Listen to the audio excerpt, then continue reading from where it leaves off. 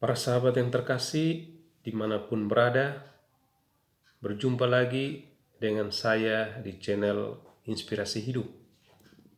Tetaplah saling mendoakan, semoga kita semua dalam keadaan sehat walafiat dan bebas dari ancaman virus corona. Puji Tuhan, kita telah memasuki bulan kelima, bulan Mei di tahun 2020. Setiap tahun Gereja Katolik Roma mendedikasikan bulan Mei sebagai kesempatan untuk menghormati Santa Perawan Maria melalui doa rosario setiap hari, baik pribadi maupun bersama dalam keluarga, lingkungan, ataupun paroki. Dalam situasi yang terasa amat mencekam saat ini, kita semua menjadi stres. Banyak orang sakit, banyak juga yang meninggal, banyak orang kelaparan dan juga kehilangan pekerjaan. Dan ketika segala upaya manusia untuk menyelamatkan jiwa-jiwa tanpa sia-sia, kita kehilangan orang-orang yang kita cintai. Di bulan Rosario ini, marilah kita berdoa bersama Bunda Maria sebagai tumpuan segala harapan kita.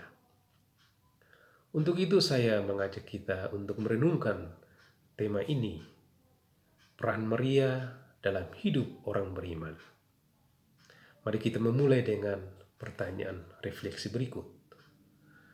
Apa yang sangat berkesan atau apa yang sangat mempesona dan menarik bagi Anda bila Anda berdoa bersama Bunda Maria atau bila Anda berbicara tentang Maria? Apa yang Anda pahami tentang Bunda Maria? Atau pertanyaan yang lebih mendalam lagi, mengapa kita mau berdoa bersama Bunda Maria atau kita mau berdoa kepada Bunda Maria? Saya mengajukan pertanyaan-pertanyaan ini di awal untuk dua tujuan. Yang pertama, untuk melihat pengalaman kita tentang peran Maria dalam kehidupan kita sehari-hari. Yang kedua, sekaligus juga untuk menghindari pemaparan yang teoritis, yang teologis, doktrinal, yang sulit untuk kita mengerti. Kata orang, tak mengenal, tak mencintai. Untuk sedikit mengenal siapa Maria, saya mengajak kita untuk menyimak dua pertanyaan berikut. Yang pertama, siapakah Maria? Yang kedua, mengapa Maria? Mari kita mulai dengan pertanyaan pertama, siapakah Maria?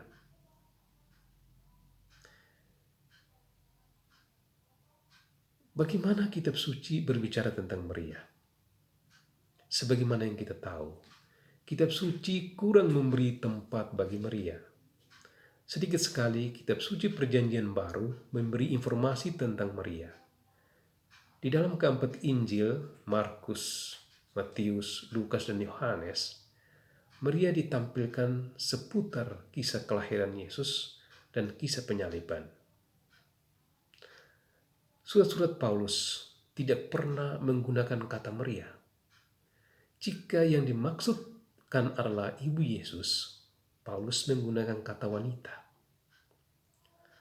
Tentu saja karena kepentingan teologi dari surat-surat Paulus yang mau menekankan Kristus yang bangkit dan Kristus yang akan datang kembali.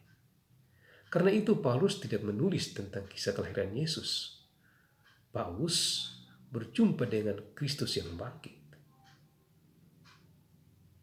Namun dari tradisi gereja, kita tahu bahwa peran Maria sangatlah besar dalam rencana penyelamatan Allah bagi manusia, atau Maria mendapat tempat istimewa dalam sejarah penyelamatan Allah.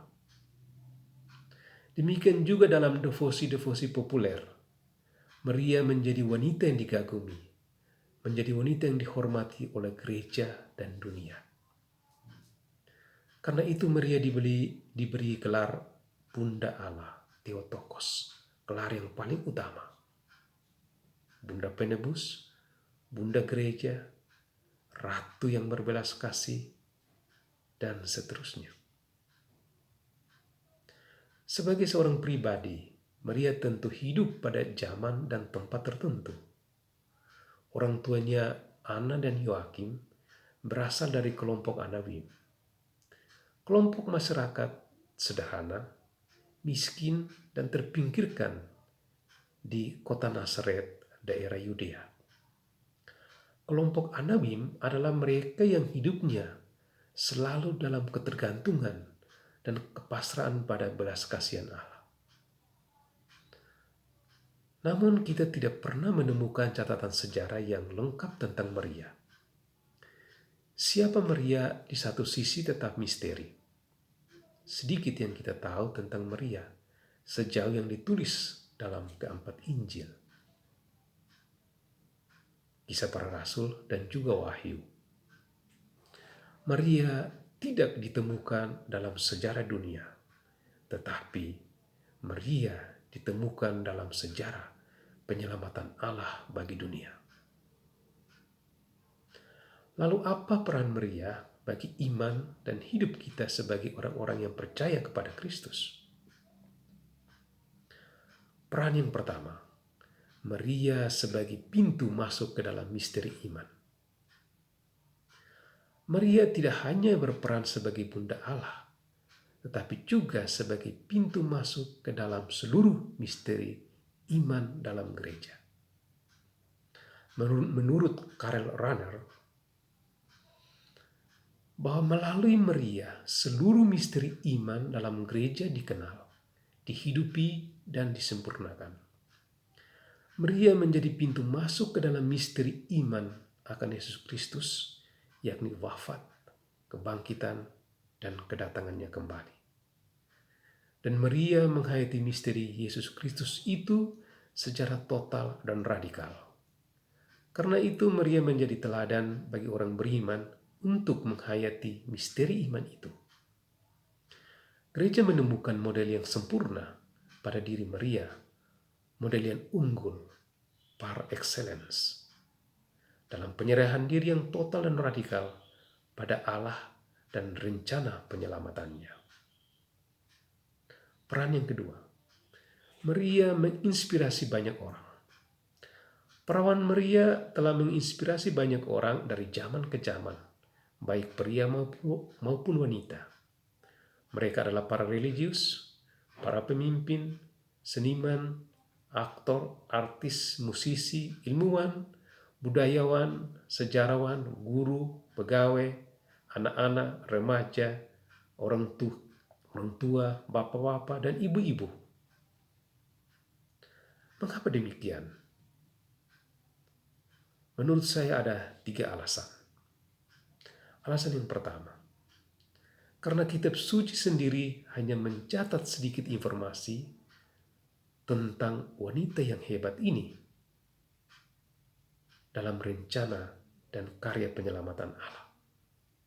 Karena itu telah mendorong banyak orang ingin tahu, ingin mencari, merenungkan, dan melukiskan, serta mengekspresikan imajinasi mereka, mengekspresikan kegaguman mereka dan penghormatan mereka dalam berbagai bentuk karya seni seperti musik, film, lukisan, lagu, patung, tulisan untuk memahami siapa Maria. Karena itu banyak orang dari zaman ke zaman sungguh mengidolakan Maria. Maria adalah Madonna. Alasan yang kedua, Maria menjadi suri teladan, menjadi role model, dan menjadi contoh bagi pria dan wanita dalam iman, dalam kepercayaan, dan penyerahan diri kepada kehendak Allah. Pernyataan iman Maria yang sangat terkenal, yakni, "Aku ini hamba Tuhan, terjadilah padaku menurut perkataanmu." Dalam Lukas bab 1 ayat 38. Ini adalah prinsip hidup, moto hidup, dan jalan hidup Maria di hadapan Allah. Karena itu tak terhitung banyak orang, gedung, gereja, organisasi, kongregasi atau ordo yang mengambil Maria sebagai nama pelindung. Karena pada Maria mereka dapat melihat keteladanan Maria dan mau meneladan kehidupan Maria. Alasan yang ketiga, spiritualitas Maria, yakni semangat ketaatan, kepasrahan, dan kerendahan hati. Kitab suci dan tradisi gereja menghadirkan sosok Maria sebagai wanita yang unggul, yang terpuji, yang terpilih, atau yang terberkati. Tetapi Maria menerima itu dengan sikap taat, dengan sikap pasrah, dan dengan sikap rendah hati. Ketaatan, pasrah dan sederhana, dan juga rendah hati menjadi karakter yang membentuk sikap dan cara hidup Maria di hadapan Allah. Maria tidak pernah menyebut dirinya sebagai Bunda Yesus, sebagai Ibu Yesus. Ia justru menyebut dirinya sebagai hamba. Aku ini hamba Tuhan. Yang artinya menjadi pelayan rencana Allah, menjadi pelayan Tuhan. Dan Maria melakukan rencana besar Allah demi keselamatan manusia, yakni mengandung anak Allah, melahirkan anak Allah, dan memberi nama kepada anak Allah. Kemudian mendidik, mengasuh, membesarkan putra Allah itu. Ketaatan dan kepasrahannya sampai dia sendiri berdiri di kaki salib dan menyaksikan buah hatinya, buah rahimnya mati di salib. Lalu mengapa Maria? Maria menjadi wanita yang terpilih, yang terpuji, dan wanita yang terberkati di antara manusia, di antara para wanita di dunia ini. Saya membayangkan keterpilihan Maria oleh Allah menjadi Bunda Tuhan seperti sebuah kontestan untuk pemilihan Miss Universe, di mana dalam Miss Universe ada 3 kriteria utama untuk menjadi yang terpilih dan yang terpuji di antara para kontestan. Kriteria yang pertama, yakni kepribadian yang baik. Dalam hal ini, Maria memiliki kepribadian yang baik. Ia seorang wanita yang sederhana dan rendah hati, orang yang beriman dan taat. Kriteria yang kedua, memiliki pengetahuan yang memadai. Maria memiliki kepribadian yang baik dan juga memiliki pendidikan yang baik.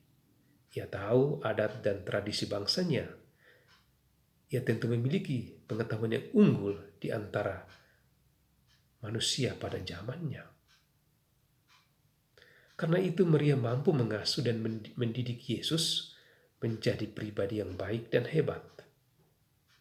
Pribadi yang tangguh